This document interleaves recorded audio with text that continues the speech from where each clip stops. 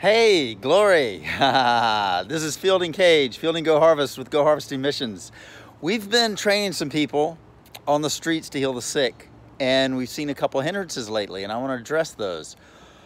Probably the biggest hindrance is we did not have time to train them any. And so they don't know who they are. They don't know the authority that they carry, and so they're just repeating what we are saying and doing what we're doing, but they're not applying the force of faith out of their heart to cause the results. But so I want to go through some of that, because people need to know who they are, what they have, who is in them, and what they carry. And that causes the force of faith to be simple, simple, simple. But yahoo!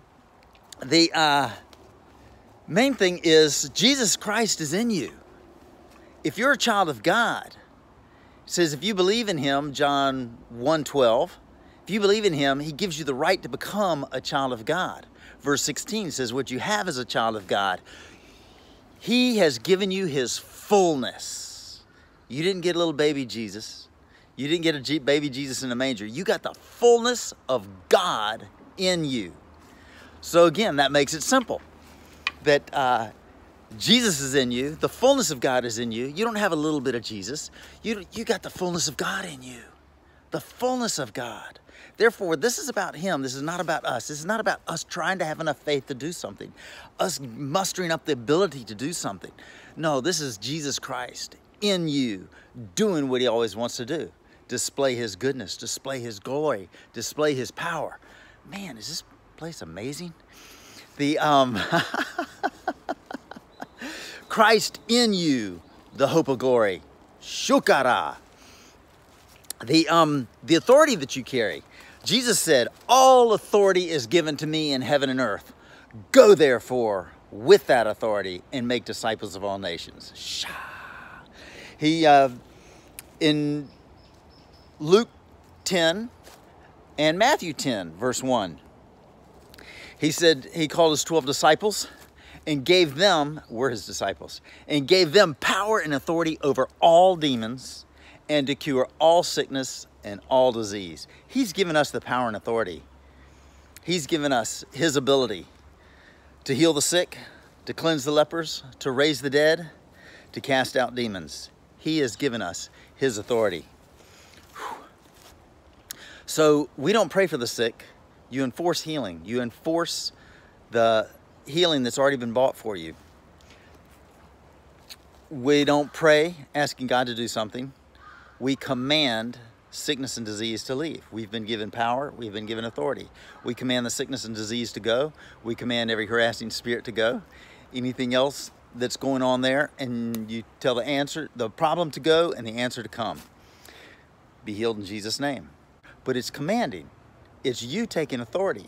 People think in Jesus' name, there's power in Jesus' name, but it's not in the words in Jesus' name. That is not your Wi-Fi password. That is not what gives you the power and the authority, is because you say those three little words. It's, I'm standing in Jesus' place. I'm doing what Jesus would do. I am taking his authority that he's given us. It has been given to me, and I am using the position that I have in Christ. Him and me, I'm in him. We're using that authority. We're using that ability. That's what in Jesus' name means. So we're using that. We're taking that position of who we are. Washimaka. Hallelujah. Wow. This is amazing. Expect some ninjas to be flying out of the trees here somewhere. Luke 17:6, it says, if you have faith as a mustard seed, you will say to this tree, be pulled up by the roots and planted in the sea, and it will obey you. Yes, it's great faith, but it's also simple faith. It's mustard seed faith. It's barely having any faith at all, but acting on the word anyway. I used to wonder, how are these people that I'm training, seems like they have no faith, they're totally afraid of healing the sick, but then the results happen. And they're like scared, they don't want to heal, they don't want to lay hands on somebody, but it's working anyway. They have mustard seed faith, and they're acting on it. They're acting on the little bit of faith that they have and seeing results. If you have faith as a mustard seed, you will say to the sickness and disease, go, and it will obey you. Shakilanga. It will obey you. Tumors will obey you. That's why we see tumors disappear all the time. It will obey you. Ha! Sickness and disease will obey you. Broken bones will obey you. Thank you, Lord. And again, it's not about us, it's about Jesus. It's about who is in us. It's about his ability in us, his power and authority that's in us. Thank you, Lord. In John 14:12, it says, he who believes in me, the works I do, you will do also and greater. We believe in him. We don't believe in ourselves. We don't believe in our ability. We believe in him. Puts all the pressure on him and makes it so easy when our faith and our trust is in him, not in us, in him. He's in us, so we have faith in that. But our eyes are on him. Our eyes are not on us. What we've done, who we are as a person, what we've done in the natural, that's not what it's about. Our faith and our trust is in him. He who believes in me, the works I do, you will do also and greater. We believe in him. We don't believe in our great faith. We believe in him. And we know he can do it. It's simple for him to do it. We know he can heal every sickness, every disease, every problem that there is. It makes it simple. We just believe in him. And we're carriers of his goodness. We're carriers of his authority. We're carriers of his ability. We believe in him, and our faith and our trust is in him. Shilaba. John 3:34. He whom God has sent speaks the words of God. God has sent you into all the world to preach the gospel. You speak the words of God. That's why when that 15-year-old told that lady with the stroke, can I tell her to get up and walk? I said, God will honor anything you say. You're speaking for him. He says, rise up and walk. And he helps her to walk. Ha, ha, ha, ha. Thank you, Lord. You speak for God. You give commands. When you tell someone, hey, move your shoulder, see if it's better. That's the command of God, just like rise up and walk. Just like he told them, stretch out your hand. You're giving a command of God. You speak for God. And it also says, the last part of that verse, John 3:34, says he does not give the Spirit by measure. He gives you his Spirit unlimited. Unlimited. You have the Spirit of God unlimited. So that's why there are no hard cases. There are no tough cases. You have the power and unlimited ability of God in you. You have his nature. You have his ability. You have his love. You have his power. Thank you, Father. You have his power in you. You are unlimited. That's why all things are possible. That's why all things are easy. There are no hard cases. He makes it all so simple because you know who you are. See, that's what was happening recently a couple times, taking these people out. We didn't have time to train them. We were just having them mouth some words, repeat some things, but there was no faith in their heart. There was no power in their heart coming out of them. Matthew 12:34 says, a good man out of the good treasure in his heart brings forth good things. An evil man out of the evil treasure in his heart brings forth evil things. Out of the abundance of the heart, the mouth speaks. So how does healing work? Actually, what's happening is, you know, demons, they don't have eardrums. It's not the actual words that come out and make vibrations that go into our ears that we hear that's causing something to happen. It's the force that's coming out of our heart. God doesn't have eardrums. He hears our heart. And what is coming out of our heart is what produces good things or evil things. So when you command healing for somebody, out of your heart is flowing rivers of life, rivers of living water, and you are bringing forth the cure and the solution to the problem. Out of the abundance of the heart, the mouth speaks. So when you speak life and when you speak healing to somebody, when you speak something to go, it's the power of God coming out of your heart. Rivers of living water coming out of you to bring life, a cure, and an answer to what someone needs. It's not so much the sound waves coming out of your mouth that are formed by your tongue and your voice.